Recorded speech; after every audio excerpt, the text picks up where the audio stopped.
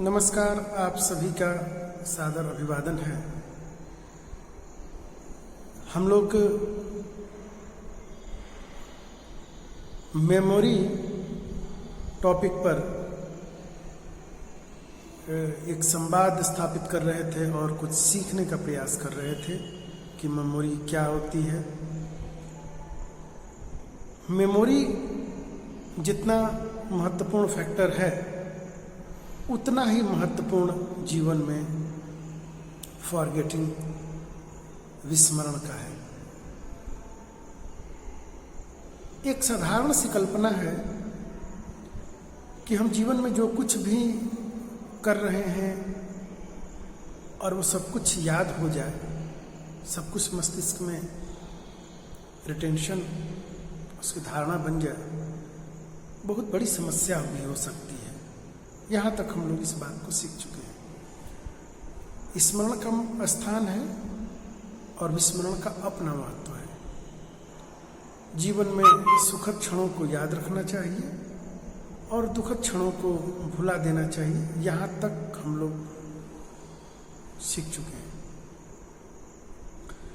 इसी क्रम में हम लोग आगे आज सीखेंगे कि विस्मरण के क्या कारण है और इसका निर्धारण किस प्रकार से होता है। Causes are determinants of forgetting. आज इसी पे हम लोग समझने का प्रयास करेंगे कि कौन कौन से कारण हैं कि जो विस्मरण के कारण बनते हैं या उसमें सहायता करते हैं, उसको हम लोग किस प्रकार से दूर कर सकते हैं। इन्हीं सब पे हम लोग आज चर्चा करेंगे। ये जो भी ये प्रोग्राम आप लोग YouTube लिंक के माध्यम से आप लोगों तक पहुंच रही है, ये program students for holistic development of humanity program के तहत इस कोविड-19 पेंडेमिक में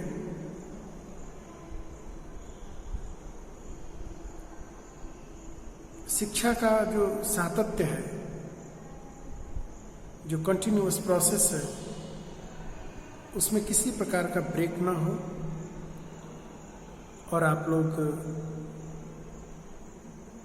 निरंतर कुछ बातों को सीखते रहें।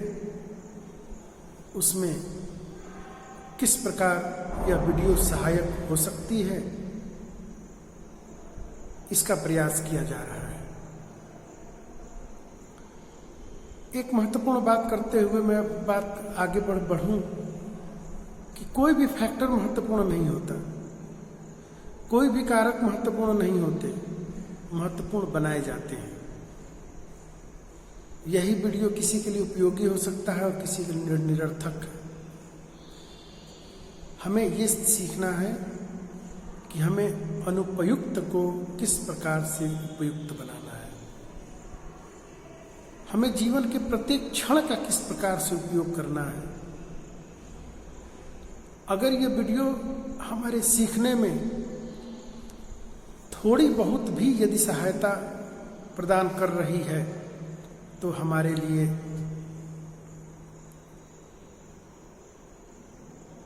बहुत अच्छी बात है। अवसर और सीखने के अवसर जितने भी लर्निंग थ्योरी हमने बताई हैं, तो सारी लर्निंग थ्योरी में आप लोग एक ही बात को सीखे होंगे कि अवसर हमेशा बनाए जाते हैं, परिस्थितियों को अपने अनुकूल किया जाता है। और यही आप लोग बुद्धि में भी सीखे हैं, समायोजन में भी सीख रहे हैं और लर्निंग में भी सीख रहे हैं। टीचर ट्रेनिंग प्रोग्राम सिर्फ शिक्षक को किस प्रकार से पढ़ाया जाए तक ही सीमित नहीं है। यह व्यक्तित्व के विराट कॉन्सेप्ट को बुद्धि की एक जटिल संप्रत्यय को समझने के लिए, इंडिविजुअल डिफरेंसेस को समझने के लिए, सोशल, इकोनॉमिकल, कल्चरल बैकग्राउंड को समझने के लिए, के साथ साथ में हेरिडिटी एंड इन्वायरमेंट में किस प्रकार से अंतर संबंध है, इनके अलावा तमाम जो भी आप बातें भी सीख रहे हैं, इन सभी जटिलताओं के साथ साथ में हमें परिस्थितियों से किस प्रकार ऊपर उठना है, इन सब की कलाओं में हम लोग किस प्रकार कुछ सीख पाए। पारंगत होना तो असंभव सी बात है और दूर की बात है, किस प्रकार हम लोग इसमें सीख जाएं, इसका हम लोग एक प्रयास करते हैं। और इन्हीं अगर ये प्रयास हमारे सफल हो जाते हैं तो हम लोग कहते हैं कि हमने बालक का सर्वांगीण विकास की अवधारणा में अपनी भूमिका अदा की है और बालक का सर्वांगीण विकास की प्रक्रिया में बालक कुछ स्टेप आगे बढ़ा है। जब शिक्षा जन्म से लेकर और जीवन पर्यंत अंतिम क्षण तक चलने वाली प्रक्रिया है, तो फिर सर्वांगीण विकास की अवधारणा अंतिम समय तक चलती रहेगी।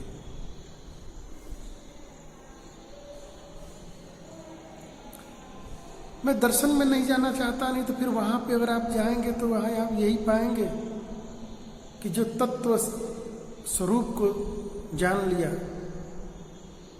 जिसने सत्य स्वरूप को जान लिया, जिसने आत्म तत्व को जान लिया, परमार्थ तत्व को जान लिया, जिसने आत्म साक्षात्कार कर लिया, उसका व्यक्तित्व विराट हो जाता है और वही विराट व्यक्तित्व सर्वांगीण विकास की परिकल्पना कहलाती है।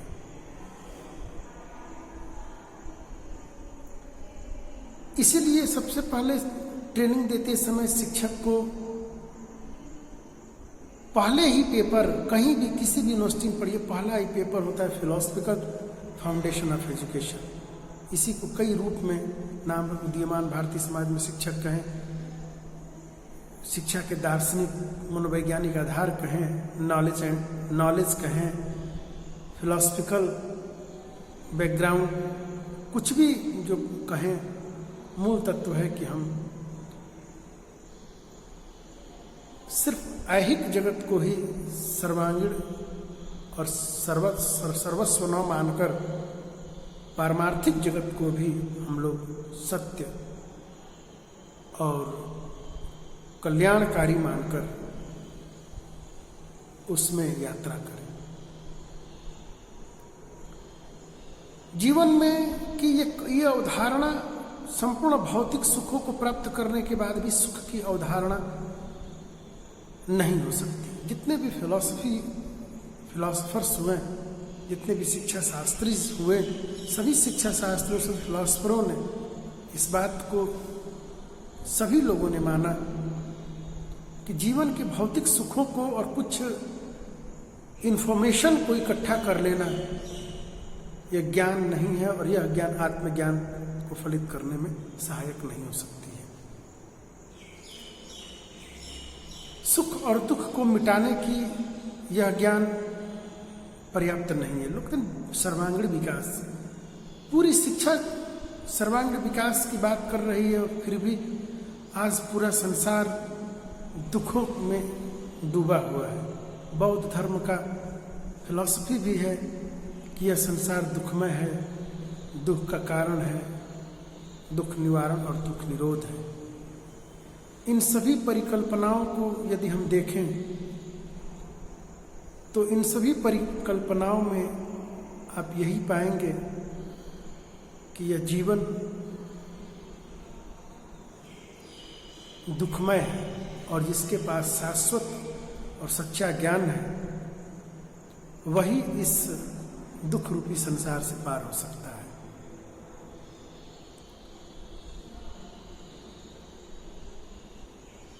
बहुत सी बातों को हम लोग सीखते हैं, जानते हैं, लेकिन समय अंतराल बीत जाने पर उन बातों को हम लोग भूल जाते हैं। जीव भी जब इस संसार में आता है तो वो भी कुछ ब्रह्म से कुछ कह के आता है, और जैसे यहाँ आता है वो माया के बंधनों में बंधकर भूल जाता है कि हमने क्या कहा था।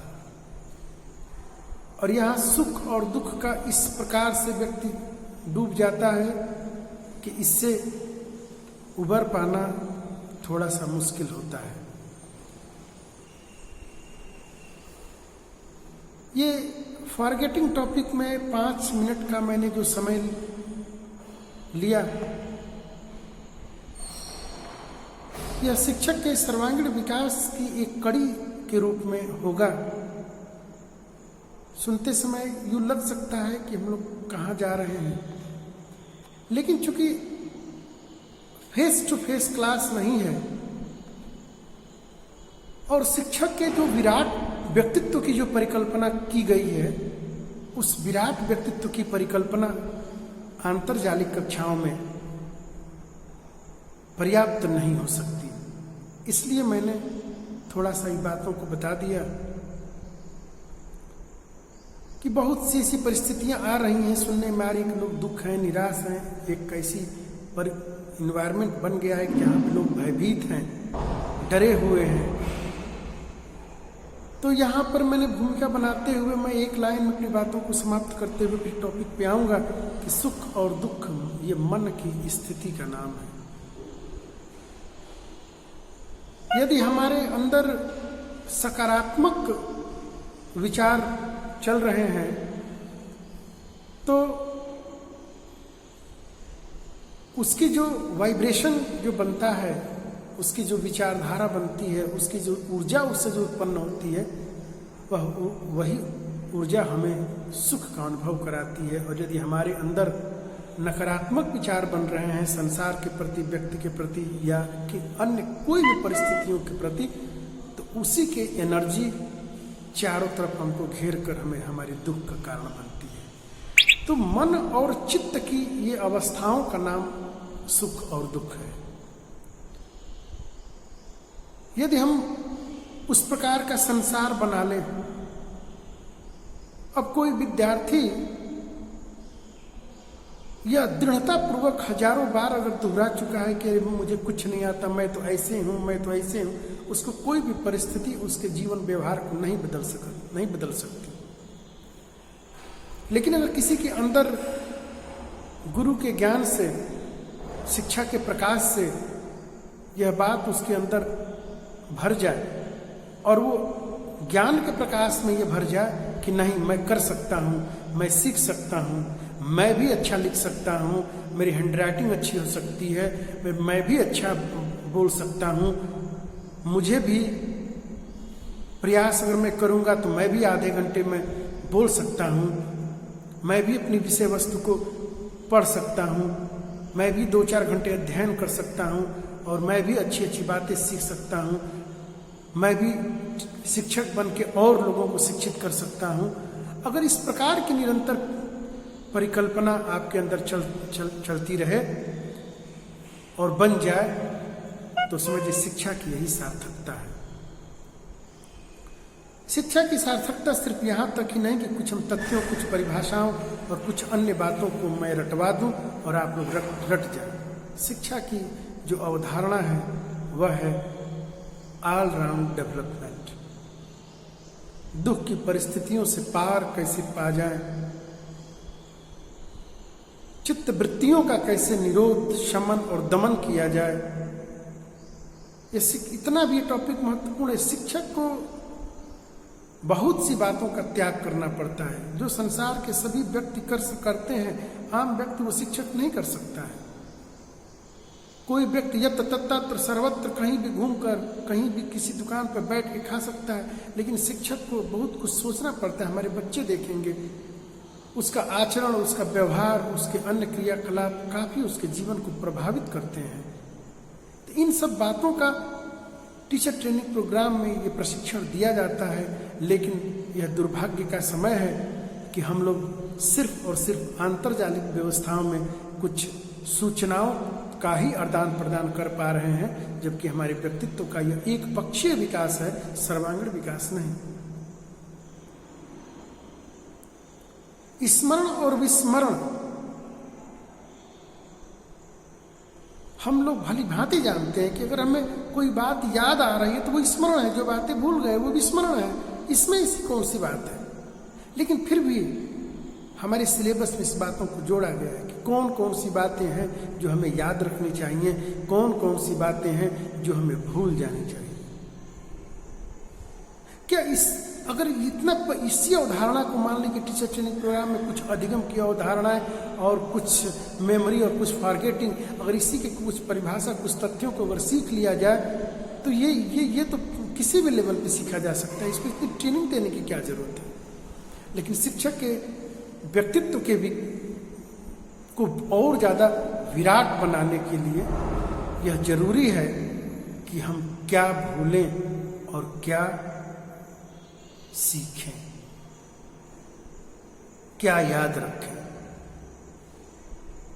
तो याद रखने वाली जो बात है वो है कि ब्रह्म सत्य जगत मिथ्या, ये याद रखने वाली बात है। और जो भूलने वाली है बात है वो है जगत मिथ्या ब्रह्म सत्य, इसको याद रखने वाली बात है। हमने जो कुछ भी कमाया भौतिक पदार्थ वो सब यहीं छूट जाएगा, और जो भी हम उसको जो ज्ञान, जो सच्चा ज्ञान प्राप्त कर रहे हैं और जो पारमार्थिक कार्य कर रहे हैं वही हमारे साथ जाएगा। इस बात को हम लोग भली भांति जानना चाहिए।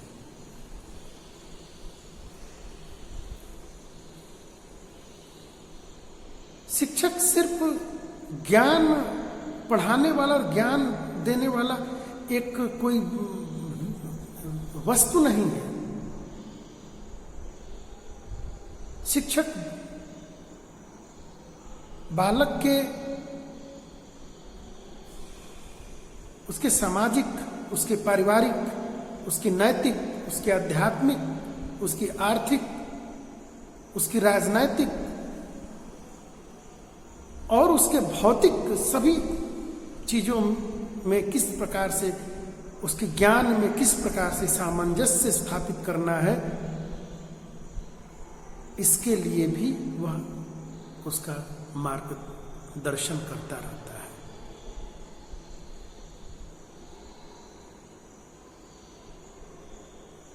वैदिक कालीन परंपराओं की जब आप शिक्षा में आप जाएंगे तो वहाँ पे गुरुकुल में गुरु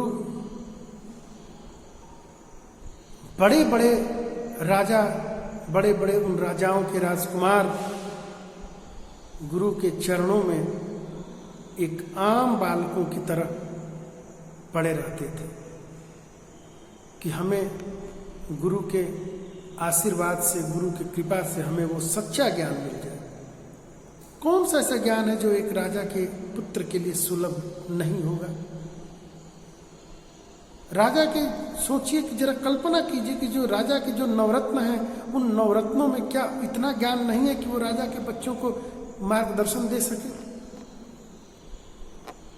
राज्य में और भी शिक्षक हैं जो बालक को, उसके राजकुमार को प्रशिक्षित कर सके, लेकिन फिर भी राजमहल की विलासिताओं को छोड़कर समाज के कोलाहल से दूर, प्रकृति के निकट बहुत दूर अरण्य में जाकर और गुरु की सेवा शुश्रूषा करके और अपने अंदर विनय के भाव रखते हुए और गुरु के ज्ञान के प्रकाश में जब वो रमण करता है तब उसको बोध होता है कि जीवन में क्या स्मरण किया जाए और क्या विस्मरण किया जाए।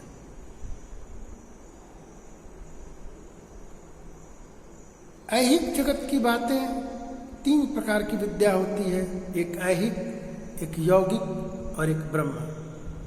ऐहिक विद्या जो इस जीवन को, इस संसार को चलाने के लिए, इस संसार में रमण करने के लिए जीवन व्यवहार, दैनिक क्रियाकलाप, समाज में, परिवार में किस प्रकार से व्यवहार करना, ये ऐहिक विद्या के द्वारा हम लोग सीखते हैं। योग विद्या वह बीच की अवस्था है जो ऐहिक विद्या से ऊपर उठाकर और ब्रह्म विद्या के निकट द्वार पर पहुंचा देती है, वह योग विद्या है।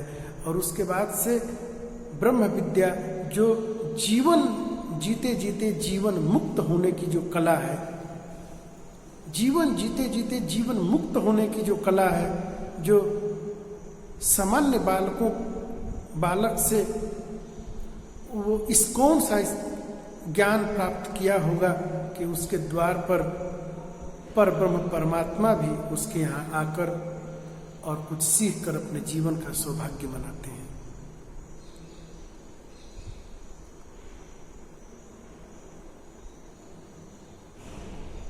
जीवन एक निरंतर चलने वाली प्रक्रिया है। जिस प्रकार से जब जल की धारा निरंतर बहती रहती है तो वो नदी का रूप ले लेती है, लेकिन जैसे ही वो धारा बंध जाती है तो उसके जल में उस प्रकार की गुणवत्ता नहीं होती और वह सबको तृप्त नहीं कर सकती। इसीलिए टीचर का ज्ञान किसी सीमित विषय में, सीमित बिंदुओं में नहीं बांटा जा सकता है।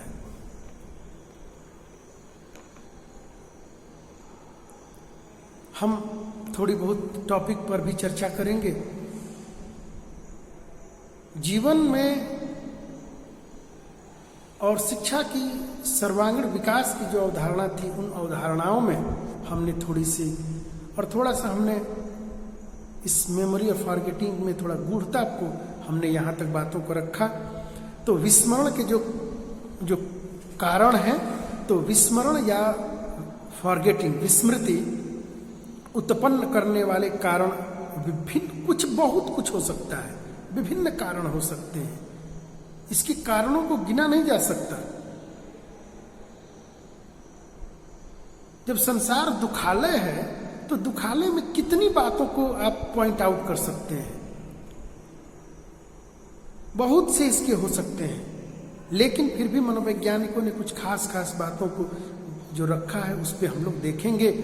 तथा किसी व्यक्ति में या किसी परिस्थिति में कोई कारण सक्रिय हो जाता है तथा अन्य परिस्थितियों में तथा व्यक्तियों में कोई अन्य कारण सक्रिय होता है। कुछ अन्य जो प्रमुख कारक हैं उस पर हम लोग चर्चा करेंगे। पहला है नेचर ऑफ द टास्क, कार्य की प्रकृति। विस्मरण के लिए किसी भी कार्य के कुछ पक्ष होते हैं जो उत्तरदायी होते हैं। पहला है कि कार्य की उद्देश्य पूर्णता, पर्पसफुलनेस ऑफ द टास्क। दूसरा है कार्य की अर्थ पूर्णता या सार्थकता, मीनिंगफुलनेस ऑफ द टास्क। तीसरा है कार्य की सरलता, सिंप्लिसिटी ऑफ द टास्क।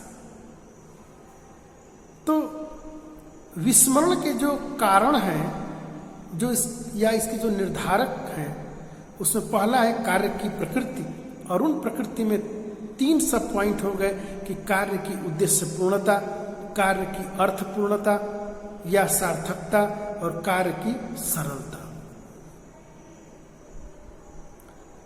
जो कार्य जितना जटिल, कठिन और उसका कोई उद्देश्य नहीं है, वो कार्य बहुत जल्दी भूल जाता है। कार्य और कारण का संबंध बहुत गूढ़ है। जब तक कार्य और कारण में सकारात्मक संबंध स्थापित नहीं होगा तब तक वो मेमोरी में वो बातें नहीं रहेगी, रिटेंशन नहीं होगा, फॉरगेटिंग होती रहेगी। कारण, अगर ये तो सभी लगते हैं कि भाई मानव को जीवन की पहली जरूरत क्या है? रोटी, कपड़ा और मकान। रोटी हमारी त्वरित की आवश्यकता है, और त्वरित की आवश्यकता के लिए हमें रोटी को प्राप्त करने के लिए हमें अर्थ की जरूरत है, और अर्थ को प्राप्त करने के लिए हमें किसी कार्य में स्किल्ड होने की जरूरत है। जब तक हम किसी कार्य में कुशल नहीं है, स्किल्ड नहीं है, तब तक हमको कोई काम नहीं देगा। और किसी काम में कुशल होने के लिए हमें किसी कुशल व्यक्ति के मार्ग दिशा निर्देशन में उस कार्य को संपादित करना होगा, उस कार्य को करना होगा। और कार्य को करते समय हमें उसको ठीक ठीक तरीके से अधिगम करना होगा, अधिगम की बारीकियों को समझना होगा, और सीखी गई बातों को अपने स्मरण में उसको हमें रिटेंशन करना होगा, उसको धारण करना पड़ेगा। नहीं तो जो कुछ इधर सीखा इधर भूला तो फिर वो बातें नहीं सीख सकती। हम वो बातों को सदैव धारण किए रहेंगे, और धारण करने के लिए विस्मरण न हो जाए, इसके लिए हमें निरंतर अभ्यास की जरूरत है, निरंतर तत्परता की जरूरत है, और उसमें रुचि बनाए रखने की आवश्यकता है। तब जाके वो चीजें विस्मरण नहीं होंगी। इसको आप लोग 2 मिनट को पुनः रिवाइज करके आप लोग सुनिएगा। फॉरवर्ड रिमाइंड करते हैं ना, तो इसको एक बार फिर से बैक करके जाइए, फिर 2-3 मिनट में सुनिएगा जो मैंने बातें आ गई और मैंने बताया। दूसरा है पुनरावृत्ति का अभाव। हम जो कुछ भी पढ़ते हैं, हम जो कुछ भी सीखते हैं, उसमें सबसे महत्वपूर्ण है उस बातों को हम क्या करें, अभ्यास करें।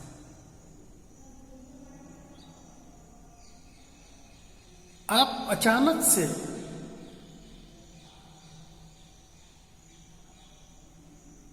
आप ही लोग 100 लोग हो गए, 96 लोग हैं, तो आप लोग अचानक से जरा लिखने का प्रयास कीजिए, क ख ग घ ABCD या कोई पहाड़ा वहाड़ा 20 तक।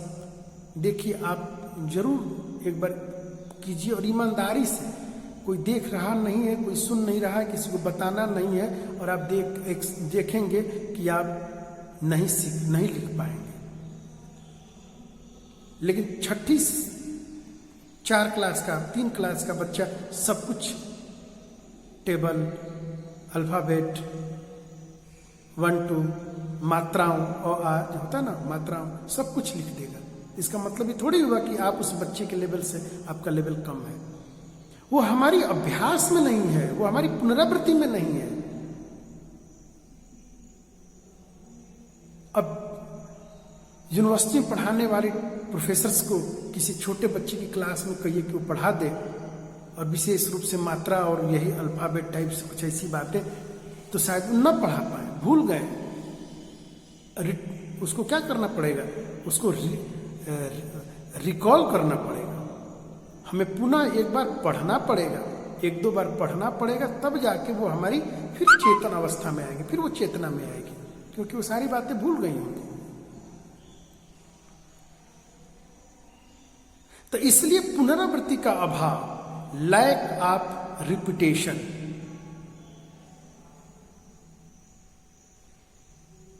जब हम छोटी कक्षाओं में थे, 8वीं कक्षाओं तक, तो वहां पर हमें टीचर का डर था, और टीचर के डर से हम लोग जितने भी पोयम होते थे, जितनी भी पोइट्री होती थी, हम लोग रटे रहते थे।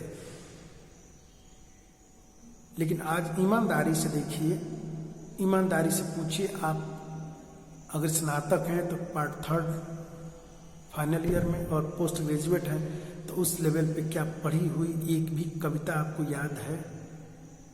शायद नहीं। क्यों? क्योंकि लैक ऑफ रिपीटिशन, पुनरावृत्ति का अभाव। वहां क्लास छूटने से पहले एक बार रिपीटेशन होता था, और क्लास शुरू होने से पहले एक बार सुनाना पड़ता था। जिसको याद नहीं, उसको की टीचर एक किनारे खड़ा कराते थे।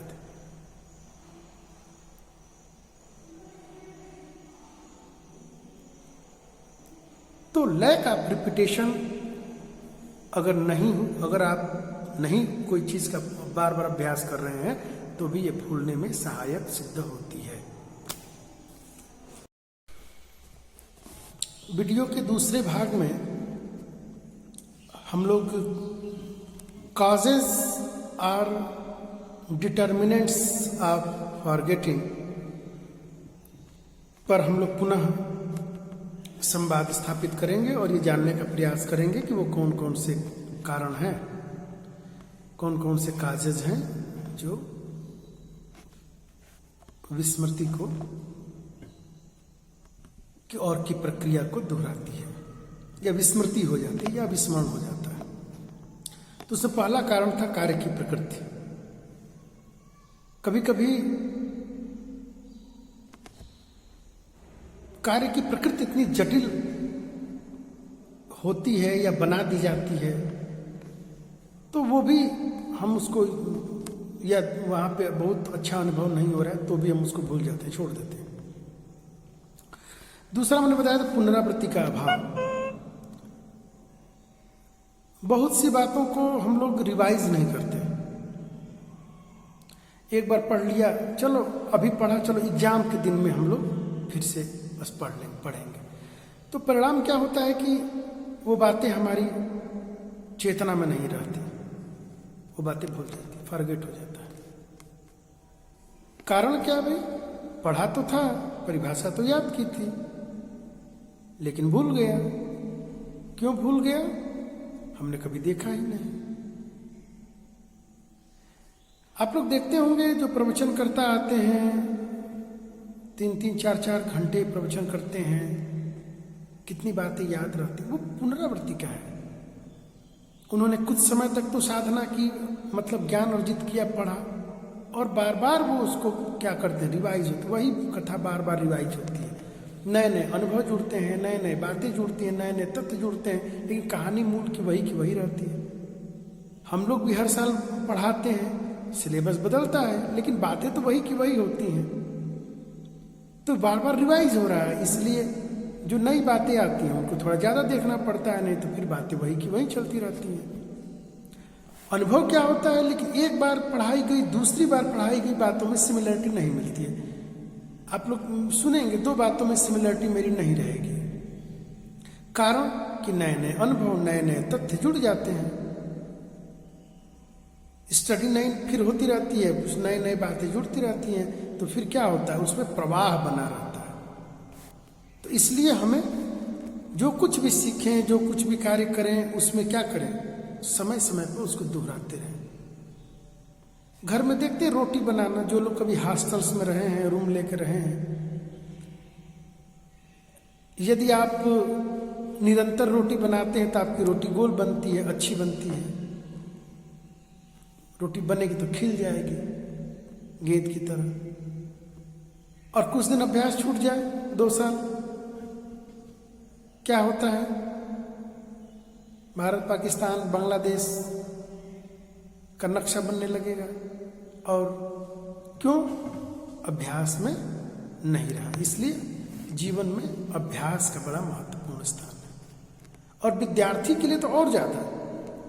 और आप लोग, आपको लगता है कभी कि विद्यार्थी हैं, लेकिन आप विद्यार्थी नहीं, आप छात्राध्यापक, छात्राध्यापिका हैं। छात्र के साथ अध्यापक लगा हुआ है, मतलब कि अंडर ट्रेनिंग में है, इसके बाद आप लोग टीचर बन जाएंगे। तो बच्चों के लिए ये बहुत महत्वपूर्ण बातें हैं कि बच्चों को जो कुछ भी पढ़ाया जाए रटवाया जाए, जैसे कि आपके पेरेंट्स ने, आपके टीचर ने आपको रटवाया। तो जीवन में बेसिक लेवल पर रटना बहुत अनिवार्य है। अपर लेवल पे बातें आती हैं समझने के लिए। लोग कहते हैं समझ के, मैं भी कहता हूं सब समझना चाहिए। परिभाषा को क्या समझेंगे, वो तो रटना ही पड़ेगा। सूत्र को क्या समझेंगे, वो तो रटना ही पड़ेगा। फिजिक्स के, केमिस्ट्री के, मैथमेटिक्स के सूत्र को क्या, वो तो रटना ही पड़ता है। तो जीवन में दोनों का महत्व को समझना और साथ साथ में रटना। अब किसी का फोन नंबर है, उसको समझा जाएगा कि रटा जाएगा? रटा जाएगा ना। अपने घर का जो नंबर है उसको समझा जाएगा कि रटा जाएगा? रटा जाएगा। जीवन में दोनों महत्वपूर्ण है। खैर, हम लोग आगे करेंगे रुचि का अभाव।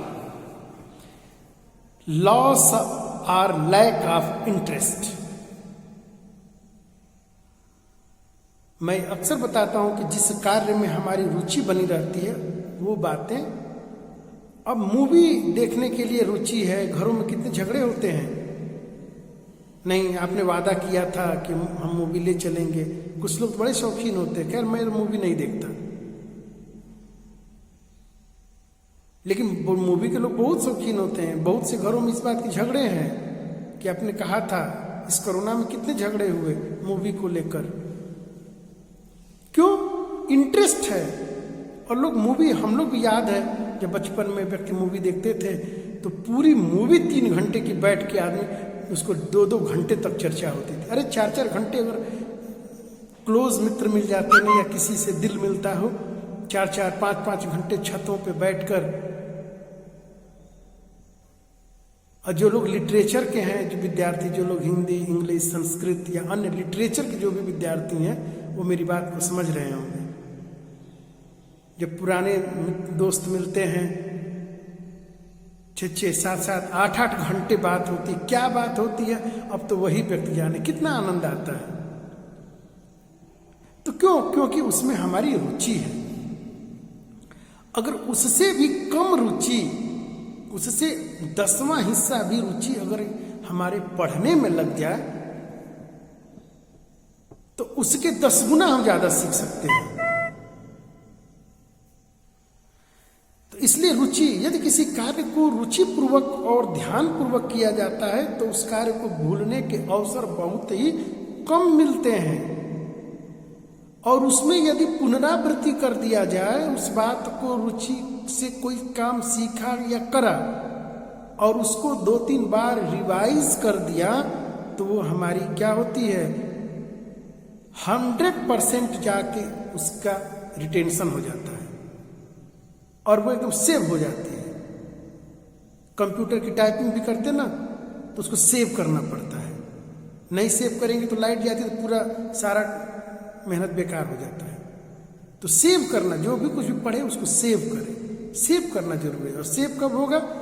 जब उसकी पुनरावृत्ति होगी।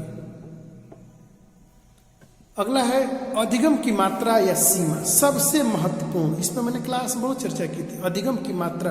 अब एक दिन में आपने बहुत सारा तथ्य, आप एक दिन में बहुत सारी परिभाषा को रट लिए, सेव नहीं होगा। अगर यदि हमने 2 परिभाषा केवल रटी होती, एक दिन में सिर्फ 1 परिभाषा, तो 30 दिन में 30 परिभाषाएं हो सकती हैं। एक पेपर में 5 क्वेश्चन लिखने हैं, 4 परिभाषा कम से कम लिख सकते हैं, तो 5 का 20। तो एक पेपर मतलब कि आपका अगर 30 दिन में 30 परिभाषा आपने रटा तो लमसम अगर मिला दिया जाए तो 2 पेपर की सारे डेफिनेशन से याद हो गए और वो आने ही हैं। मतलब कि टोटल आपकी एक दिन में 1 परिभाषा रट रहे हैं तो 3 महीने में सारे पेपर की सारी परिभाषाएं आपको कंठस्थ हो गई।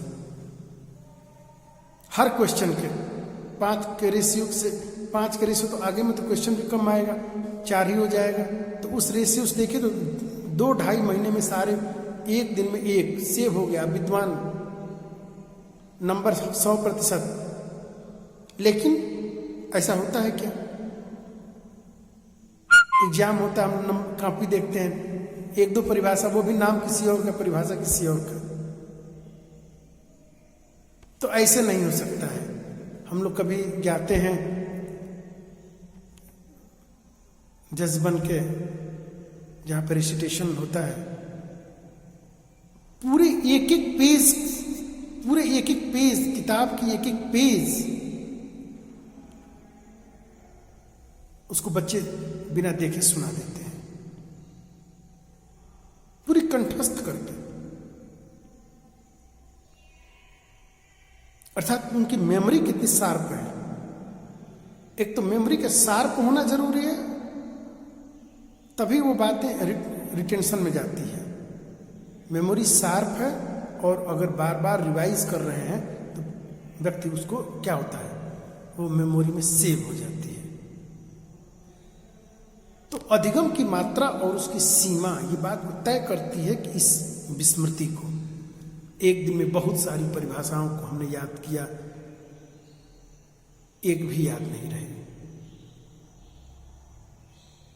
तो एक दिन में 1, 2, 3 परिभाषाओं को रटे, कुछ दिन बीतने पर हम सारी परिभाषाओं को रट जाएंगे और उसको जिस क्रम से बताया था कि उसको रिवाइज भी करते रहें, और क्रम 1, 2, 3 पढ़ा, फिर 2, 3, 4 किए, फिर 1, 3, 5 किए, फिर 2, 4, 6 किए, इस क्रम से आगे बढ़ते जाएंगे तो वो हमें अल्टरनेट हमारे मस्तिष्क में सेव हो जाएगी। और सीमा, जितने ज्यादा उसका अभ्यास किया जाएगा उतने ज्यादा दिन तक वह सुरक्षित रहेगी हमारे मस्तिष्क में। अगला है थकान, फैटिक, थकान। अब 10 बजे से लेकर 4 बजे तक मोबाइल लेकर ऑनलाइन बैठे हैं, थकान तो हो रही है, नहीं हो रही है, हो जाएगी। 1 घंटा मोबाइल देखने से इतनी आधी व्याधि होती थी, अब तो 8 घंटा मोबाइल पे हैं। तो क्या कोरोना के आने से तो इस सिद्धांत में तो परिवर्तन नहीं आ जाएगा। इस सिद्धांत में परिवर्तन नहीं आएगा, उसके बाद भी नोट्स पढ़ना है, वीडियो देखना है, बहुत ज़्यादा थकान। तो थकान को दूर करने के लिए विश्राम, बहुत सारा इस समय कम से कम 10 घंटे की नींद लेनी ही चाहिए। 8 घंटे से 10 घंटे की नींद लेनी ही चाहिए। 9 बजे बिस्तर पे सो जाइए, 5:30 बजे उठिए, 5 बजे उठिए, लेकिन 9 बजे सो जाइए, 5 बजे उठिए, पर्याप्त नींद मिलने का समय मिलेगा। थकान होगी लेकिन कम होगी। भारी, तले भुने, गंभीर, विशेष रूप से मांसाहार न ले, शुद्ध सात्विक भोजन करे, दिमाग कम थकेगा।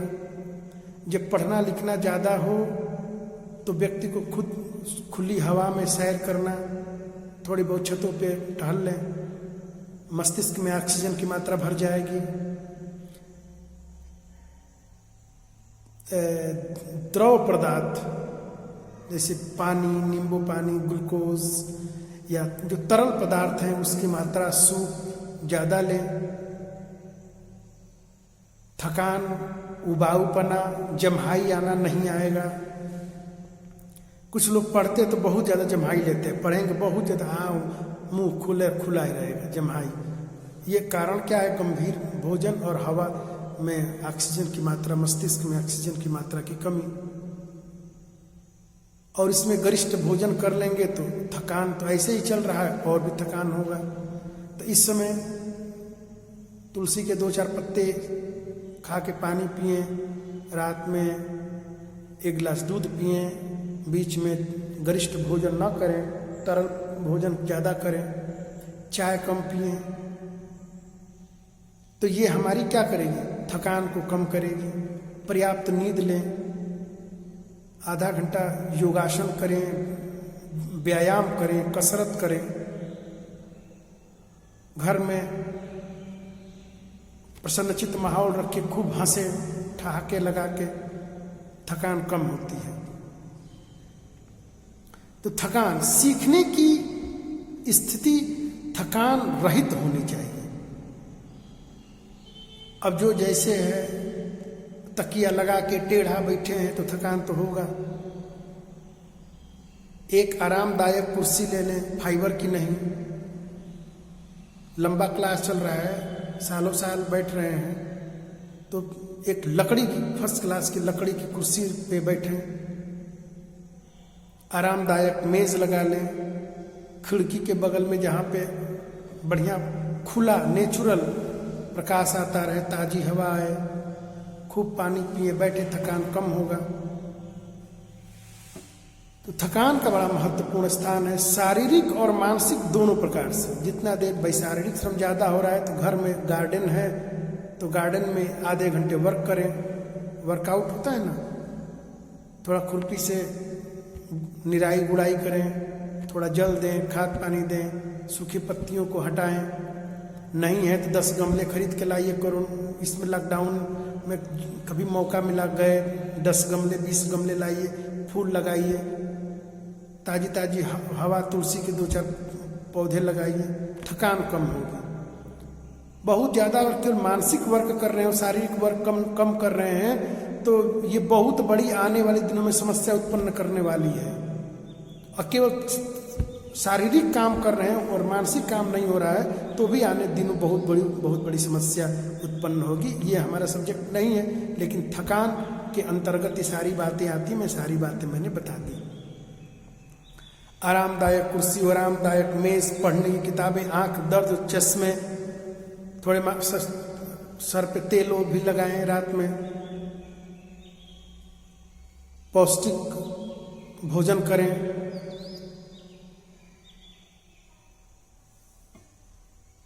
और एक स्थान पर बैठे। कुछ लोग अपना स्थान बना रखे हैं, एक स्थान पर बैठे और उस स्थान पे बैठे आपका मन लगने लगेगा। अब आज तो हम लोगों की ये स्थिति है कि स्थान बदलता रहता है, लेकिन जहां भी व्यक्ति बैठता है वहां मंगल है। जब आप बैठने लगेंगे ना तो वो वहां की धरती आपके अनुसार हो जाएगी। इसका भी सिद्धांत है, कभी जब क्लास आएगी तो बहुत सी बातें बताई जाएंगी, आती भी। इसीलिए हमेशा जितने भी दुनिया सफल लोग हैं, जितने भी सिविल सर्विसेज में लोग सफल होते हैं या जितने भी लोग कार्य क्षेत्र में सफल हो गए, उन्होंने जरूर बोला है कि एक निश्चित और निर्धारित स्थान पर ही बैठे। वहाँ आपका वो अपना वाइब्रेशन बन जाएगा, आपका क्षेत्र बन जाएगा, आपके शरीर की, आपकी शारीरिक मानसिक अंदर की जो स्थितियाँ हैं, अब उसकी जो गहराई में जब जाएंगे दर्शन में तो समझेंगे, तो वो हिसाब से आपका स्थान विशेष क्या होता है, बनने लगता है। तो इतना ये सब बातें करनी पड़ती हैं। कहीं भी उठ के नहीं पढ़ा जा सकता है, चलती ट्रेन में नहीं पढ़ा जा सकता है। मुंह जूठा है वहां भी पढ़ रहे हैं, पढ़ा हुआ याद नहीं रहेगा। क्षणिक लग रहा है लेकिन वो मौके पे काम आती होती नहीं है। तो खैर, थकान बहुत ज़्यादा हम अगर यदि थकान है, रात भर शादी विवाह है, थके हैं, यात्रा करके आए हैं, अगले दिन क्लास ले रहे हैं, तो थकने के कारण भी वो बातें याद नहीं रह सकती हैं। ये विस्मरण का कारण है, मैंने उसके समाधान बता दिया। अगला है ध्यान विकर्षण, डिस्ट्रैक्शन। एक आप लोग इसमें जो टीवी में जो सीरियल आ रहे हैं ना, आजकल बहुत ज़्यादा ये शब्द यूज हो रहा है। मैं सीरियल नहीं देखता लेकिन क्लिप आते थोड़ा थोड़ा देख लेता हूँ। उसमें भाई हम लोग को यही पढ़ाते हैं तो उसमें शब्द याद आ गया। मेरा बहुत ज़्यादा ध्यान डिस्ट्रैक्ट हो रहा है, तो मैं अभी पढ़ाते समय याद आ गया डिस्ट्रैक्शन। क्रिकेट होता ना, तो वहाँ भी जब कोई बहुत ज़्यादा पवेलियन से कुछ हरकत होने लगती है तो वहाँ पे पर्दे लगाए जाते हैं ताकि ध्यान डिस्ट्रैक्ट ना हो। भाई ध्यान भंग होगा तो क्या होगा, बोल्ड हो जाएंगे, टीम हमारी हार जाएगी। और यहाँ पे क्या है, as a teacher, as a learner, अगर यहाँ हमारा ध्यान डिस्ट्रैक्ट हुआ, यहाँ अगर हमारा ध्यान विकर्षण में चला गया तो क्या होगा, फेल हो जाएंगे। याद ही नहीं होगा तो फेल ही होंगे ना। तो इसके लिए क्या करना है, जब विकर्षण शक्तियां, डिस्ट्रैक्शन फैक्टर्स आर प्रोसेस प्रबल होती हैं, विशेषकर सीखने के समय या सीखने के दौरान, तब उस परिस्थिति में व्यक्ति की स्मृति अच्छी नहीं रह सकती है। ऐसी परिस्थितियों में विस्मरण की संभावनाएं प्रबल होने लगती हैं। एक नए रिसर्च हो रहा है पूरे भारत में, तो मैं बता नहीं सकता, लेकिन पूरे वेस्टर्न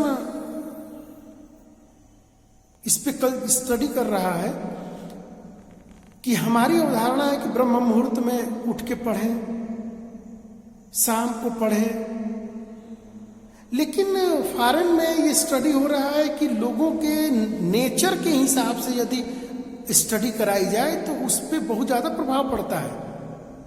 बहुत लोग होते हैं जो दिनचर होते हैं, जो दिन में रात में सोते हैं, दिन में बहुत अच्छा काम करते हैं, दिन में पढ़ते हैं, उनको याद हो जाता है। लेकिन आधुनिक युग में ये देखा जा रहा है कि बच्चे जो रात में 2 बजे तक 3 बजे तक, अब दिल्ली में चले जाइए, इलाहाबाद में, तो बच्चे 2-2 3-3 बजे तक 4 पढ़ रहे हैं, बाकी वो दिन भर सो रहे हैं। 4 बजे सोना स्टार्ट किए, सुबह के 11 बजे सो के उठते हैं, पूरी रात पढ़ते हैं और बहुत ज़्यादा सफल भी हैं। हमारी संस्कृति का ज्ञान यहाँ पे उल्टा हो जा रहा है। तो यहाँ पे ये प्रयास हो रहा है, इस पे स्टडी चल रही है अभी। इसके इतना तक मुझे पता है, आगे का मुझे नहीं पता। उस स्टडी पे ये उतना निष्कर्ष जरूर आया कि कुछ लोगों पर इसीलिए आजकल रात्रिकालीन, संध्याकालीन विश्वविद्यालयों की परिकल्पनाएं सामने उभर के आ रही हैं कि बहुत से लोग होते हैं जो रात में बहुत ज़्यादा उनकी ब्रेन जागृत हो जाती है, बहुत ज़्यादा। अब उसमें क्या संदर्भ है और भारतीय संदर्भ से ले लीजिए तो फिर अलग अलग बातें हो जाएंगी, लेकिन इस पे स्टडी आ रही है। और ऐसा अगर स्टडी सफल हुआ तो आने वाले दिनों में ये होगा, ऐसे विश्वविद्यालय बन जाएंगे जो रात में। और आप भी अभी भी जाके आप देखिए, जो बड़े बड़े मेट्रो सिटी में जो सेंट्रल लाइब्रेरी है वो पूरी रात खुली रहती है, 11 बजे रात तक तो खुली ही रहती है। हम लोग खुद पढ़े हैं, रात की 11 बजे तक यूनिवर्सिटियाँ खुली। कुछ ऐसी सेंट्रल यूनिवर्सिटियाँ हैं जो पूरी रात खुली रहती है और बच्चे पूरी रात वहाँ पढ़ते हैं। तो ध्यान विकर्षण, जो डिस्ट्रैक्शन है, इस पे भी है कि वही हम अब जितने भी मैंने बातें बताई थी, इसीलिए सुबह में उठकर ध्यान और योग और एकाग्रता का अभ्यास बढ़ाने के लिए पहले तैयारी कराई जाती थी, जैसे कि ध्यान हमारा ना भटके। आप लोगों ने विद्यार्थी, गणेश विद्यार्थी जो जिनका नाम था, सुना होगा उनके बारे में कि उनके बगल से पूरी बारात गुजर गई और वो जहाँ पढ़ रहे थे वहीं से बारात गुजरे। लोगों ने पूछा यहाँ से कोई बारात गुजरी है क्या? उन्होंने कहा कि नहीं, मैंने तो सुना ही देखा ही नहीं। तो ये एकाग्रता बहुत अद्भुत होती है, वो अलग होती है। उतनी एकाग्रता सबकी नहीं हो सकती है, इसीलिए खैर मैं यहाँ पे इससे ज़्यादा मैं नहीं कह पाऊँगा। लेकिन अगर हमारा बार बार ध्यान, अब घर में पढ़ रहे हैं और बच्चे रो रहे हैं, खाना बना टक टक की आवाज़ हो रही है, घर में लोग लड़ रहे हैं, अभी हो रहा है, ऑनलाइन कक्षाएं होती है ना, अनुभव होता है ना, बार बार बंद करना पड़ता है, सबको म्यूट करना पड़ता है। ऑनलाइन कक्षाएं हुई एक दूसरे से इंटरेक्शन करने के लिए, लेकिन यहाँ पे इंटरेक्शन हो ही नहीं पा रहा है, हम ही लोग के पढ़ाते हैं। क्यों? क्योंकि भाई डिस्ट्रैक्शन होता है, घर सबके घरों में कुछ काम हो रहा है, कुछ लोग खाना भी बनाते हैं, वीडियो मोबाइल रख दिया, खाना बन रहा है, तो ध्यान दो जगह तो नहीं जा सकता। विषय वस्तु जैसे कि खाना बनता है, हम लोग रेडियो में गाने, हम लोग 10 साल से रेडियो में गाने सुनते हैं, कितने गाने अब तक कंप्लीट याद हैं? एक भी ऐसा व्यक्ति शायद हो जो कहे कि हमें 50 गाने कंप्लीट याद है। इंटरेस्ट है तो अलग बात है, नहीं तो जितने भी गाने सुने वो सभी याद होते क्या? बस अल्प जो शॉर्ट मेमोरी है वहां जाती है, फिर बाद में भूल जाती है। तो इस प्रकार ये सारी ये बातें हैं जो हमारे ध्यान को कौन से ऐसी जो वहाँ पे स्टिमुलस है जो हमारे ध्यान को क्या कर रहा है, डिस्ट्रैक्ट कर रहा है, उनको हटाएं। इसलिए पढ़ने वाले कमरों में बहुत ज़्यादा सीनरी नहीं रखना चाहिए, बहुत ज़्यादा फोटो। अब भगवान के 78 फोटो लगा दीजिए, अरे आपको क्या मतलब है? आप माँ सरस्वती की सिर्फ एक प्रतिमा लगाइए, सिर्फ गणेश भगवान की एक प्रतिमा लगाइए, आप जिसको भी मानते हैं सिर्फ एक प्रतिमा लगाइए। बहुत ज़्यादा घरों में, जिस स्टडी रूम में बहुत ज़्यादा न रखिए, मोबाइल फोन्स को न रखिए। वो तो ये तो मैं गलत हो सकता है कि आज इसका कोई मतलब नहीं, आजकल तो लोग फोटो नहीं लगाते, लेकिन बहुत mobile phones, TV, television, computer सब लगा रखे हैं, पढ़ भी रहे हैं, फेसबुक भी देख रहे हैं, पढ़ रहे हैं, व्हाट्सएप भी देख रहे हैं। तो ये तो स्पष्ट रूप से दिख रहा है कि डिस्ट्रैक्ट हो रहा है। याद रहेगा क्या? विस्मरण होगा। तो विस्मरण ना हो तो जितनी भी चीजें हैं जो डिस्ट्रैक्ट करते हैं, इसीलिए साधना काल में जितने भी साधकों के रूम में देखे होंगे, मतलब विद्यार्थियों के रूम में जाकर देखेंगे, ये साधना करने वाले जो भी ज्ञान के पिपासु हैं, उनके घरों में आप सिर्फ और सिर्फ एक स्टिमुलस को देखेंगे, बाकी कुछ भी नहीं। ध्यान भंग होता है, और जितना ज्यादा आपका ध्यान भंग होगा, एकाग्रता बन पाएगी क्या? एकाग्रता नहीं बनी तो याद हो पाएगा क्या? याद नहीं हो पाए तो आप उसको जब पूछे जाने में बता पाएंगे क्या? जब बता नहीं पाएंगे तो पास हो पाएंगे क्या? पास नहीं हुए तो अगली कक्षा में प्रमोट होंगे क्या? तो ये सारी बातें ये हैं जो जो जो तथ्य जो हमें डिस्ट्रैक्ट कर रहा है, उन सब चीजों को हटाकर एक जगह पर अपने को एकाग्र करते हुए अगर अध्ययन किया जाए तो निश्चित रूप से सीखी गई बातें देर सवेर उसका रिटेंशन बन जाएगा। अगला है रटना, क्रैमिंग, CRAMING, CRAMING, क्रैमिंग, रटना। स्मृति के लिए कार्य को समझ कर करना अति आवश्यक होता है। बिना समझे रटकर किसी कार्य को करने से वह समझ या बोध, अंडरस्टैंडिंग अस्थायी नहीं रहता। वह उस कार्य को बड़ी तेजी से भूलने लगेगा तथा उसका प्रत्यास्मरण, रिकॉल करने में असमर्थ होगा। कौन सी मूवी थी? अब 3 इडियट होगी, अब 3 इडियट। वहां पे वो क्या करता है? रटता ही तो है, एक शब्द का हेर फेर कर देने पे। अब वहां पे आप लोग बहुत अच्छी तरीके से समझ रहे हैं। तो रटना उतना महत्वपूर्ण नहीं है जितना कि समझ कर रटना महत्वपूर्ण है। समझना महत्वपूर्ण फैक्टर है। जितना ज्यादा हम समझ कर कोई कार्य को करेंगे, उतना ज्यादा हम वो विषय वस्तु हमारी स्मृति में अस्थायी रूप से अंकित रहेगी। इसलिए लोग कहते हैं ना कि कोई भी काम कीजिए समझ करके, समझ बूझ के कीजिए।